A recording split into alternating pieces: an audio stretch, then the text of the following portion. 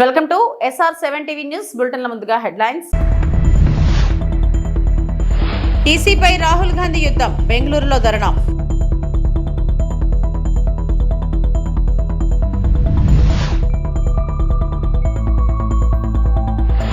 Dumping yard లేని రాష్ట్రంగా ఆంధ్రప్రదేశ్ ని తీర్చిదిద్దుతాం, మంత్రి నారాయణ.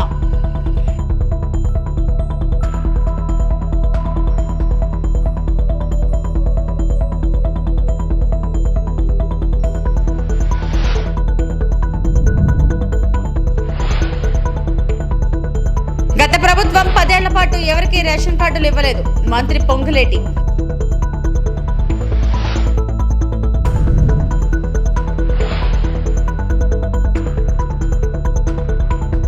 బీజేపీ ఎన్నికల సంఘం కుమ్మక్కై సార్వత్రిక ఎన్నికల ఫలితాలను తారుమారు చేశాయని కాంగ్రెస్ అగ్రనేత రాహుల్ గాంధీ ఆరోపించారు. తన ఆరోపణలకు సంబంధించి ప్రమాణ పత్రం దాఖలు చేయాలన్న ఈసీ సూచనను ఆయన తప్పుపట్టారు. పార్లమెంట్ లో తాను రాజ్యాంగం పట్టుకుని ప్రమాణం చేస్తున్నట్లు చెప్పారు. బెంగళూరులో నిర్వహించిన ఓట్ అధికార్ ర్యాలీలో పాల్గొన్న రాహుల్ ఢిల్లీలో నిన్న తాను విడుదల డేటా ఆధారంగా ప్రజలు ప్రశ్నిస్తుంటే మధ్యప్రదేశ్, రాజస్థాన్, బీహార్లో ఈసీ వెబ్సైట్లు మూసేశారని రాహుల్ అన్నారు.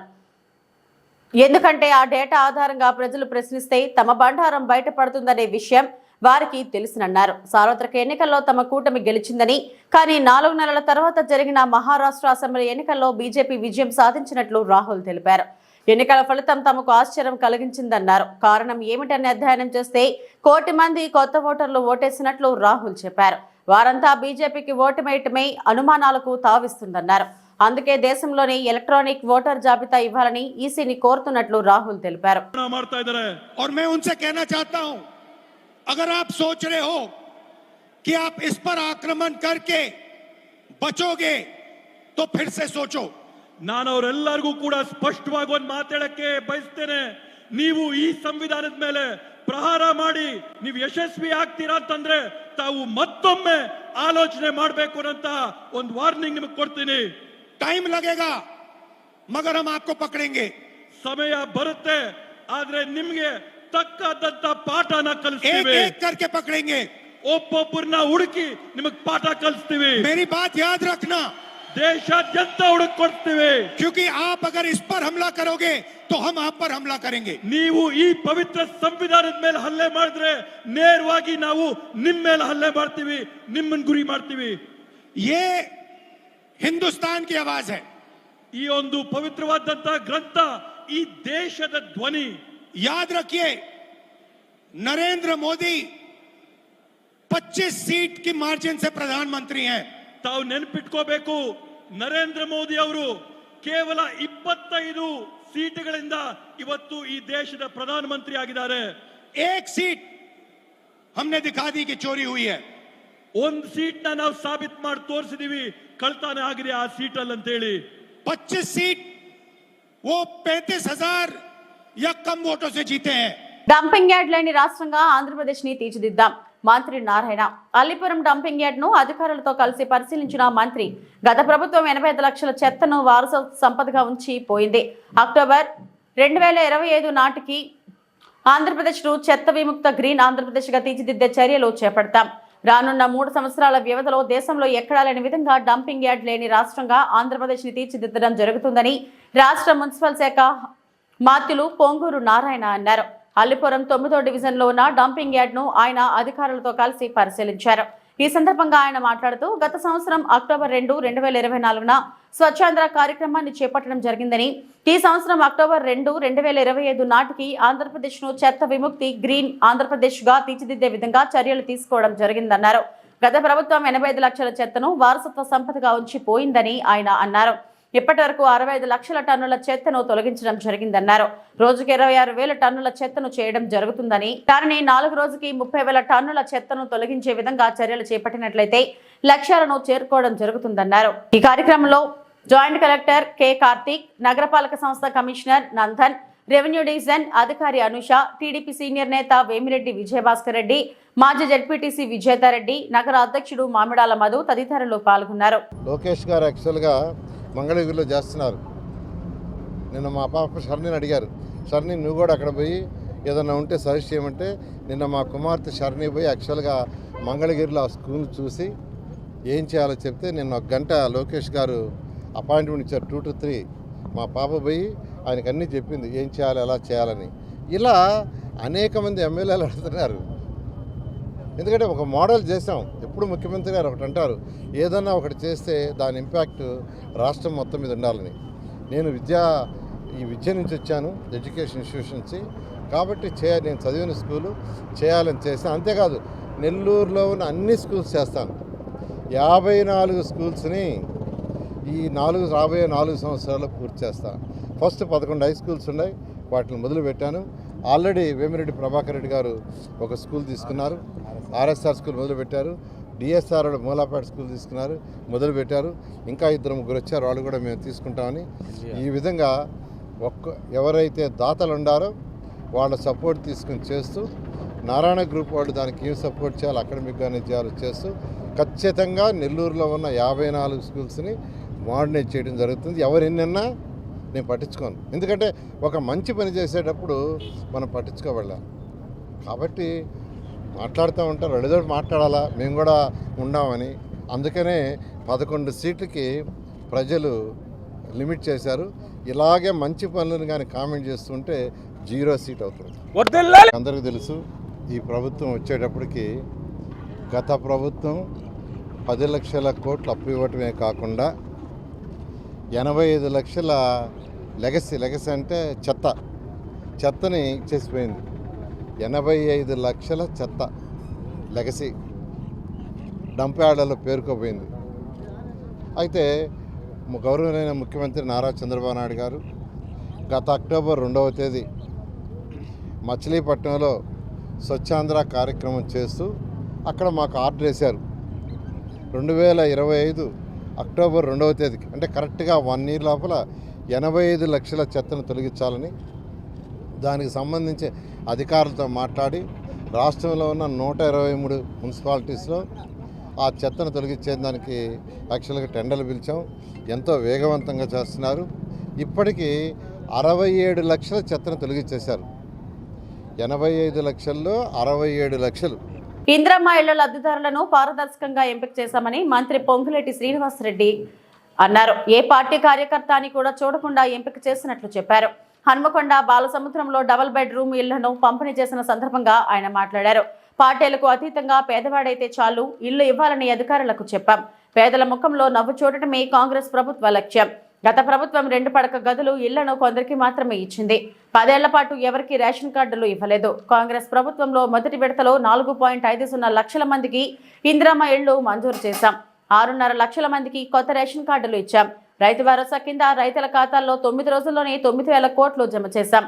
భారత రాష్ట్ర సమితి ప్రభుత్వం 1,000 కోట్ల కమిషన్ల కోసం కాళేశ్వరం ప్రాజెక్టులను నిర్మించింది. 1,00,000 కోట్లతో నిర్మించిన ప్రాజెక్ట్ 3 ఏళ్లకే కూలింది. నిర్మాణంలో జరిగిన అక్రమాలను విచారణ కమిషన్ బయటపెట్టింది. బీసీలకు రిజర్వేషన్లను పంచుతూ కాంగ్రెస్ ప్రభుత్వం చట్టం చేసింది. రాష్ట్ర ప్రభుత్వం ఆమోదించిన బిల్లులను కేంద్రంలోని బీజేపీ ఆమోదించలేదు. బీసీ రిజర్వేషన్లకు అడ్డుపడుతున్న బీజేపీకు వచ్చే ఎన్నికల్లో తగిన బుద్ధి చెప్పాలని పొంగులేటి తెలిపారు. రద్దు చేసి ఒక కుటుంబానికి ఒకటే ఇస్తామని చెప్పి అన్న మాట ప్రకారం 592 ఫైనల్ చేశాం. ఇంకా అర్హులైన పేదవాళ్లు కూడా ఉన్నారు అని మిత్రులు అడిగారు. ఈ 592 ఇందాక నేను చూసినప్పుడు చూశాను, చాలా ప్రైమ్ ఏరియా పేదవాళ్ళకి నిజంగా ఆ పరిసర ప్రాంతాల్లో వాళ్ళ జీవనోపాధికి కావాల్సిన అన్ని వసతులు ఆ పరిసర ప్రాంతాల్లోనే ఉంటాయి. అక్కడ నివసిస్తే దాన్ని కూడా దృష్టిలో పెట్టుకొని ఈనాడు 592 మందికి ఇచ్చినాం. ఈ ఇచ్చింది కూడా పారదర్శకంగా కులము, మతము, ప్రాంతము, పార్టీ ఏది అని చూడకుండా కేవలం పేదవాడు అయి ఉంటే చాలు, ఆ పేదవాడు ముఖములో ఆనందం చూడాలని ఈ పేద ప్రభుత్వం, పేదోడి ప్రభుత్వం ఏదైతే ఈ గౌరవ ముఖ్యమంత్రి రేవంత్ రెడ్డి గారి నాయకత్వంలో మన ప్రభుత్వం ఉందో, ఈ ప్రభుత్వం ఈనాడు ఇక్కడ వరంగల్ పట్టణంలో రాజేందర్ రెడ్డి గారు అసెంబ్లీ సెగ్మెంట్ లో ఇంతకు ముందే ఇచ్చుకోవటం జరిగింది. మిత్రులు అడిగినట్లు ఇంకా అదనంగా కూడా కావాలి కొన్ని ఇళ్లు అని అడిగారు. ఇచ్చిన 3,500 ఇందిరమ్మ ఇళ్లు కాకుండా ఇంకా అదనంగా కావాలన్నారు. తప్పకుండా గౌరవ ఇద్దరు కలెక్టర్లకు కూడా హ్యాబిటేషన్ ప్రాంతంలో ఏవైతే స్లమ్ములు ఉన్నాయో స్లమ్ములలో అక్కడ వాళ్ళు విల్లింగ్ ఉంటే ఇమీడియట్లీగా అటువంటిది కూడా ఫైనల్ చేయండి. అదనంగా కూడా ఇళ్ళు ఈ ప్రభుత్వం ఇవ్వటానికి సిద్ధంగా ఉందని కూడా ఈ వేదిక ద్వారా గౌరవ శాసనసభ్యులకి అదే రకంగా కలెక్టర్లకు కూడా ఆదేశిస్తున్నాను. ఇక్కడ మీరు ఒక 2-3 విషయాలు మీరు ఆలోచించాల్సిన అవసరం ఉంది. ఈ ప్రభుత్వం వచ్చిన ఈ 18 నెలలు 19 నెలలలో సంక్షేమాన్ని అభివృద్ధిని 2 కళ్ళల జోడెట్ల పేదవాడి ముఖంలో ఆనందం చూడాలి, పేదవాడికి అండగా ఉండాలి, పేదవాడి పక్షపాత ప్రభుత్వంగా ఉండాలని ఈ ప్రభుత్వం వచ్చిన మొదటి రోజు లగాయితూ సిట్ విచారణపై నమ్మకం లేదని కేంద్ర హోంశాఖ సహాయ మంత్రి బండి సంజయ్ అన్నారు. ఆధారాలున్న కేసీఆర్ కుటుంబంలో ఒక్కరిని కూడా అరెస్టు చేయకపోవడమే ఇందుకు నిదర్శనమన్నారు. ఫోన్ ట్యాపింగ్ జరుగుతుందనే విషయాన్ని మొట్టమొదట బయటపెట్టిందే తానన్నారు. బీజేపీ తెలంగాణ అధ్యక్షుడిగా ఉన్న సమయంలో ప్రతి క్షణం తన ఫోన్ ట్యాప్ చేశారన్నారు. ప్రజా సమస్యలపై కొట్లాడుతుంటే దెబ్బతీయాలని కుట్రలు చేశారని మండిపడ్డారు. సిట్ విచారణ అనంతరం మిగిలిన విషయాలు చెబుతానన్నారు. నా దగ్గర ఉన్నటువంటి సమాచారం, నా దగ్గర ఉన్నటువంటి రికార్డ్స్, కాన్ఫిడెన్షియల్ రిపోర్ట్ అంతా కూడా సిట్కి ఇవ్వబోతున్నాను. ఒక కేంద్ర మంత్రే కాకుండా ఒక బాధ్యతాయుతమైనటువంటి ఒక పౌరునిగా నా దగ్గర పూర్తి సమాచారాన్ని సిట్కు అందజేసే ప్రయత్నం చేస్తున్నా. ఎందుకంటే తెలంగాణ రాష్ట్రంలో అందరికంటే ఎక్కువ అత్యధికంగా నా ఫోన్ కాల్సే ట్యాప్ చేయబడ్డాయి. అసలు మొట్టమొదటి ఫోన్ ట్యాపింగ్ విషయంలో ఫోన్ ట్యాపింగ్ బయటపెట్టింది కూడా నేనే. అందరి నా ఫోన్లు, మా కుటుంబ సభ్యుల ఫోన్లు, మా సిబ్బంది ఫోన్లు, మా ఇంట్లో పనిచేసే వర్కర్ల ఫోన్లు, మా పార్టీ నాయకుల ఫోన్లు, మా పార్టీ కార్యకర్తల ఫోన్లు కూడా ఇలా కేసీఆర్ గారి ప్రభుత్వం ఇలా అన్ని కూడా ఫోన్ ట్యాప్ చేయబడ్డాయి. కాబట్టి ఈ విషయంలో ఇప్పటి కూడా ఈ కాంగ్రెస్ పార్టీ ప్రభుత్వం మీద నమ్మకం లేదు, సిట్ మీద నమ్మకం లేదు. సిట్ అధికారులు పోలీసుల మీద తప్పుపడతలేము, అధికారులు మంచోళ్లే, కానీ వాళ్లను స్వేచ్ఛగా అధిక విచారణ చేసేటువంటి అవకాశం కాంగ్రెస్ పార్టీ ప్రభుత్వం, రేవంత్ రెడ్డి ప్రభుత్వం ఇస్తలేదు. ఇదంతా కూడా టైంపాస్ కోసమే. సంవత్సరాలు విచారణ పెడుతున్న కాలయాపన చేస్తున్నది. కేసీఆర్ కుటుంబంలో ఒక్కరిని ఇంతవరకు అరెస్ట్ చేయాలి. కమిషన్లు వేసినారు, టైంపాస్ చేస్తున్నారు. కమిషన్ రిపోర్ట్లు వచ్చినా చర్యలు తీసుకునే పరిస్థితి లేదు. కాబట్టి బీఆర్ఎస్ కాంగ్రెస్ ఇద్దరి మధ్య దోస్తానా, వాళ్ళిద్దరు కలిసి ఈ డ్రామాలు ఆడుతున్నారు. కాబట్టి దీని మీద నమ్మకం లేదు. అందుకే సిబిఐ విచారణ జరపాలని చెప్పి మేము డిమాండ్ చేస్తున్నాం. మిగతా అన్ని విషయాలు కూడా ఆ విచారణ అనంతరం మీకు వచ్చే అన్ని విషయాలు బయట చెప్తారు. డొనాల్డ్ ట్రంప్ భారతదేశంపై చేస్తున్న బెదిరింపులకు వ్యతిరేకంగా పార్లమెంట్లో వామపక్ష ఎంపీలు ఉమ్మడి నిరసన తెలిపారు.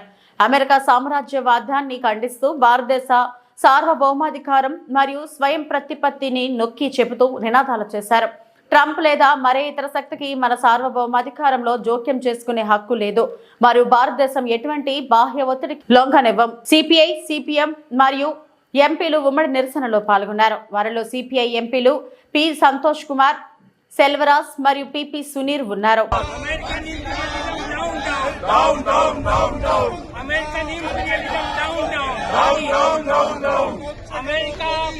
జెడ్పీటీసీ ఉప ఎన్నిక సందర్భంగా 2 రోజులుగా పులివెందులలో జరుగుతున్న ఘటనలు చూస్తుంటే తన తండ్రి వివేక హత్య గుర్తొస్తుందని నర్రెడ్డి సునీత అన్నారు. గొడ్డలిపోటుతో వివేక పడి ఉంటే అప్పుడు గుండెపోటని చెప్పారు.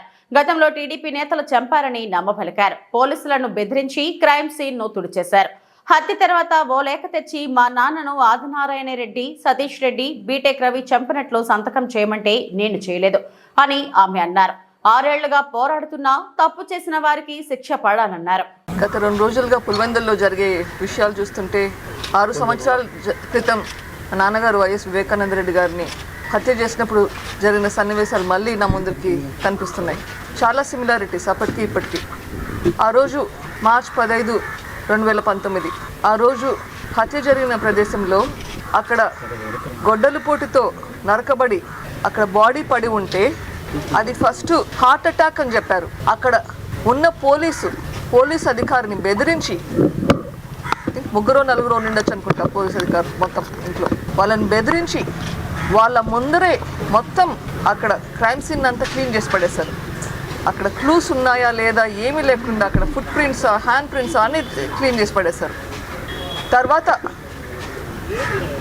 నేను వస్తే నా దగ్గరకు ఒక లెటర్ తీసుకొచ్చారు. ఈ హత్య ఆదినారాయణ రెడ్డి, సతీష్ రెడ్డి, బీటెక్ రవి చేయించారు అని రాసి తీసుకొచ్చి దాని మీద నా సంతకం పెట్టమన్నారు. దాని మీద నా రోజు నేను సంతకం పెట్టలేదు.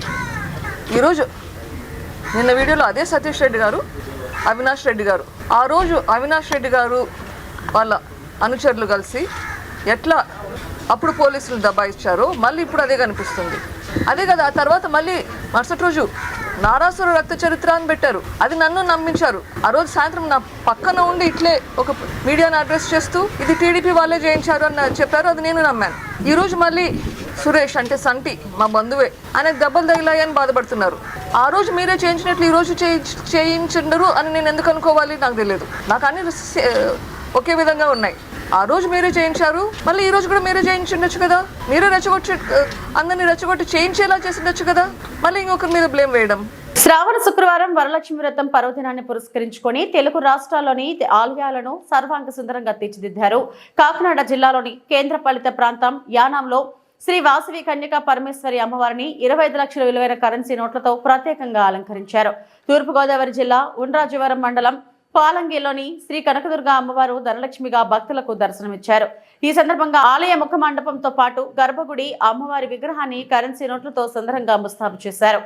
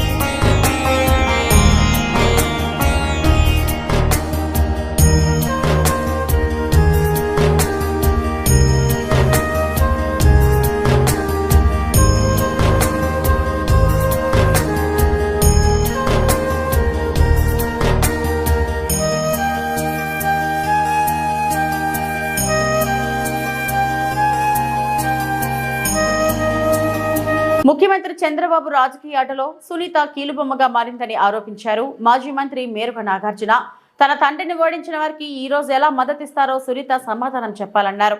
చంద్రబాబు కడపలో ఎప్పుడు ఎన్నికలు జరిగినా వివేకా కుమార్తె అల్లుడితో తప్పుడు ప్రచారం చేయిస్తున్నారు. అవినాష్ రెడ్డిని రాజకీయ బలిపశువు చేయాలనుకుంటున్నాడు అంటూ ఘాటు విమర్శలు చేశారు. మాజీ మంత్రి మేరుగ నాగార్జున తాడేపల్లిలో మీడియాతో మాట్లాడుతూ పులివెందుల జెడ్పీటీసీ ఉప ఎన్నికల్లో ఓవైపు అరాచకాలు చేస్తూనే మరోసారి వివేకా హత్యను తెరపైకి తెచ్చారు. చంద్రబాబు ఏ రోజు నిజాయితీగా రాజకీయాలు చేయలేదు.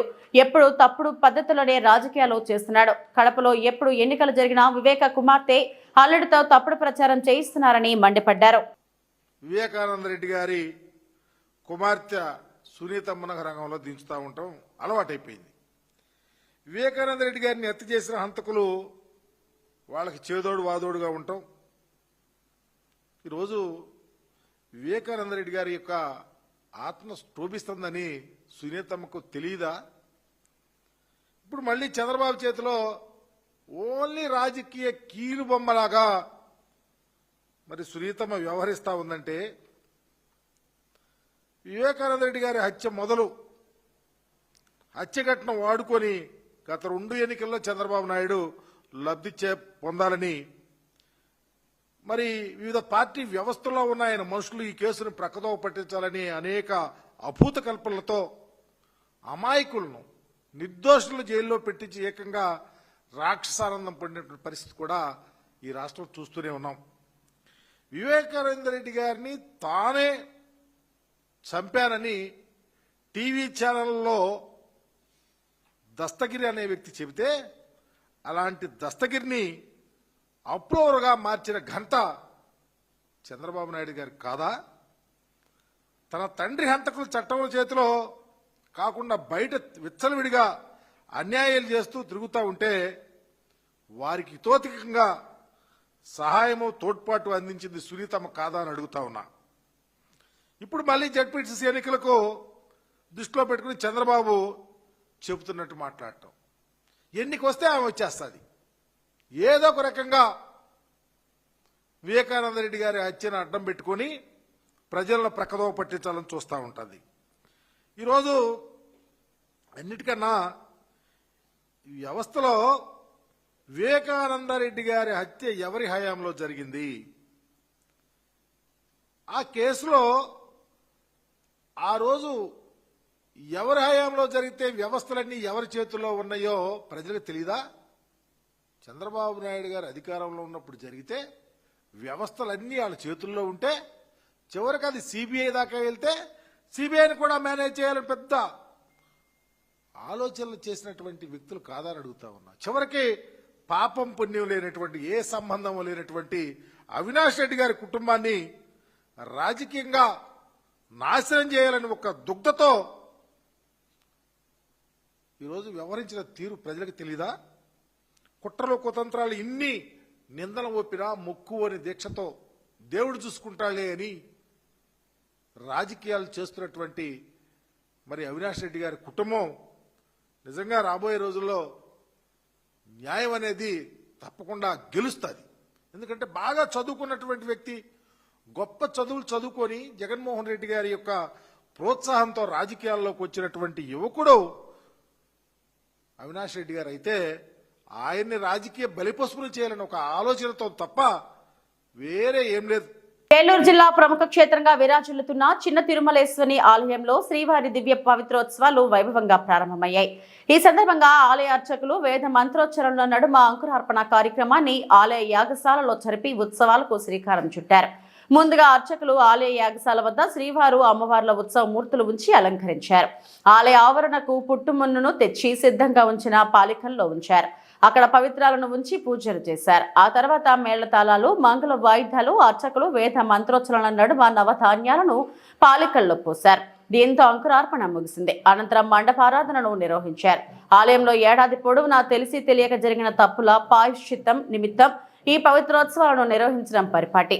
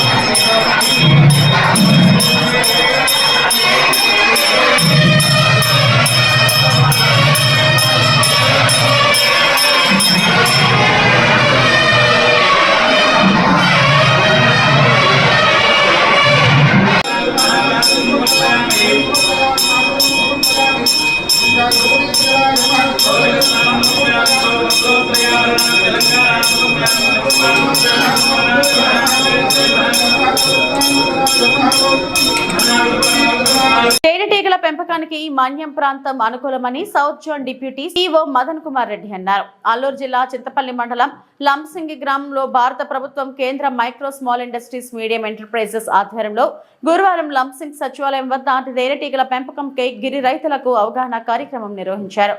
ఈ కార్యక్రమం రాష్ట్ర పథక డైరెక్టర్ డాక్టర్ ఎస్ గ్రీప్, హనీ మిషన్ నోడల్ అధికారి డి సుబ్రహ్మణ్యం, PMEGP నోడల్ అధికారి జె అప్పారావులతో కలిసి అవగాహన కార్యక్రమానికి ముఖ్య అతిథిగా విచ్చేసిన ఆయన మాట్లాడుతూ విశాఖ డివిజన్లోని మన్య ప్రాంతం తేనెటీగల పెంపకానికి అనుకూలంగా ఉండటంతో లాంసింగ్ ప్రాంతాన్ని ఎంపిక చేసుకోవడం జరిగిందన్నారు.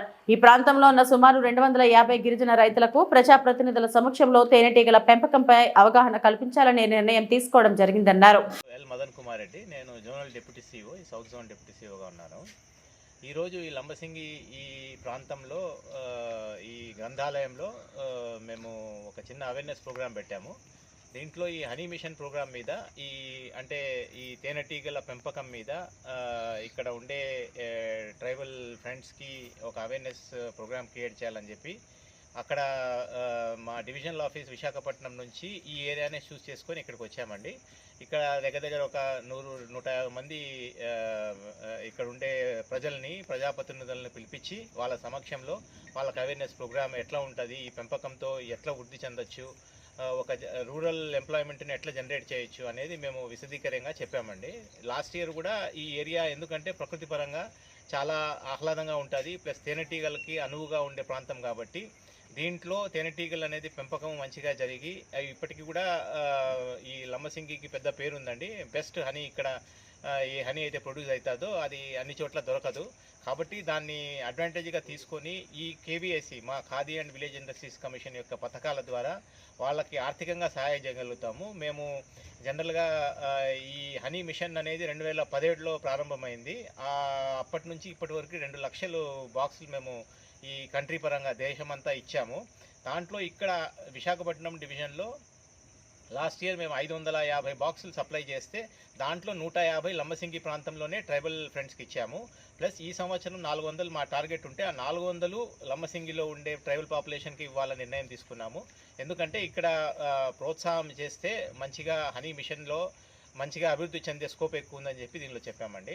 అది కాకుండా వీళ్ళకి మేము అంటే ఈ హనీ మిషన్లో మేము బెనిఫిషరీస్ని ఐడెంటిఫై చేస్తాము. ఐడెంటిఫై చేసిన తర్వాత వాళ్ళకి హనీ బాక్సులతో పాటు లైవ్ కాలనీస్ ఇస్తామండి. ఆ లైవ్ కాలనీస్ ప్లస్ ట్రైనింగ్ ఇస్తాము. ట్రైనింగ్ ఇచ్చి మళ్ళీ వాళ్ళకి హ్యాండ్ హోల్డింగ్ సపోర్ట్, అంటే అంతటితో ఆగకుండా ఆ తర్వాత కూడా వాళ్ళకి ప్రోత్సాహం ఎట్లా అందించాలి, ఆర్థికంగా వాళ్ళని ఎట్లా ఆదుకోవాలి, వాళ్ళని ఎట్లా ముందుకు తీసుకెళ్లాలని చేస్తాము. ఇప్పుడు ఒక్కొక్క హనీ బాక్స్ అనేది సెంట్రల్ గవర్నమెంట్కి 3,500 రూపాయలు పడుతుందండి. అట్లా మేము 10 హనీ బాక్సులు with live colonies with training ఇస్తాము. సో దగ్గర ఒక బెనిఫిషరీకి మేము 38,000 అమౌంట్ ఖర్చు పెడతాము. దీని ద్వారా ఒక విధంగా వాళ్ళు ఒకవేళ ప్రోత్సాహం అందించాలి, ఇంకా ముందు ఇంకా పెద్దదిగా చేయాలి, ఎంటర్ప్రినర్షిప్ ముందుకు వెళ్ళాలి, 10 మందికి ఉద్యోగం మేము ఇవ్వగలుగుతాము అనే స్థాయికి చేరుకుంటే prime minister's employment generation programme అని ఒకటి ఉంది. దాని గురించి కూడా మేము వాళ్ళకు విపులంగా చెప్పాము. ఆ ప్రోగ్రాంలో దగ్గర 35% సబ్సిడీ వస్తుంది కేటగిరీని బట్టి. అంటే 50 లక్షలు మ్యానుఫ్యాక్చరింగ్ సెక్టర్లో తీసుకోవచ్చు, 20 లక్షలేమో మన సర్వీస్ సెక్టర్లో తీసుకోవచ్చు. సో దాంట్లో ఒకవేళ 10 లక్షలు ఎవరైనా తీసుకున్నారనుకుంటే ఎగ్జాంపుల్, దాంట్లో 30% అంటే 300 లక్ష గవర్నమెంట్ సబ్సిడీ రూపంలో ఇస్తుంది. సో దీంట్లో మా వెబ్సైట్ కూడా చాలా విపులంగా దానిలో క్లియర్గా చెప్పాము ఆ స్కీమ్ గురించి కానీ గైడ్లైన్స్, ప్లస్ దాంట్లో పర్టికులర్ ఏరియాలో ఏ మైక్రో ఎంటర్ప్రైజెస్ బాగా ఫేమస్గా వృద్ధి చెందాయి, ఎంతమందికి ప్రోత్సాహం లభించింది, దాని డీటెయిల్స్ కూడా ఉంటాయి. సో అవన్నీ చూసి దాని ద్వారా మీరు కేవీఐసీని అప్రోచ్ అయితే మేము ఖచ్చితంగా మీకు అన్ని విధాలా సహాయం చేస్తామండి. అది కాబట్టి ఈ వివిధ పథకాలను ఖచ్చితంగా మీరు దాన్ని అడ్వాంటేజ్గా తీసుకోవాలని, దానివలన మన ట్రైబల్ ఫ్రెండ్స్ వాళ్ళ జీవితాల్లో కొంచెం పాజిటివ్ చేంజ్ రావాలని, వాళ్ళ జీవితాల్లో వెలుగు నింపాలని, ప్లస్ అదే కాకుండా వాళ్ళు ఈ రూరల్ ఎంప్లాయ్మెంట్ అంటే ఈ గ్రామ వాతావరణంలో ఇటువంటి కొండల ప్రాంతంలో ఇంకా 10 మందికి ఎంప్లాయ్మెంట్ ఇచ్చే స్కోప్ పెంచాలని, అందరూ క్షేమంగా హ్యాపీగా ఈ కేవీఐసీ స్కీమ్స్ ఉపయోగించుకోవాలని మనసావాచ కోరు. ఇవి ఇప్పటివరకు నా బులెటిన్ అప్డేట్స్. నమస్తే.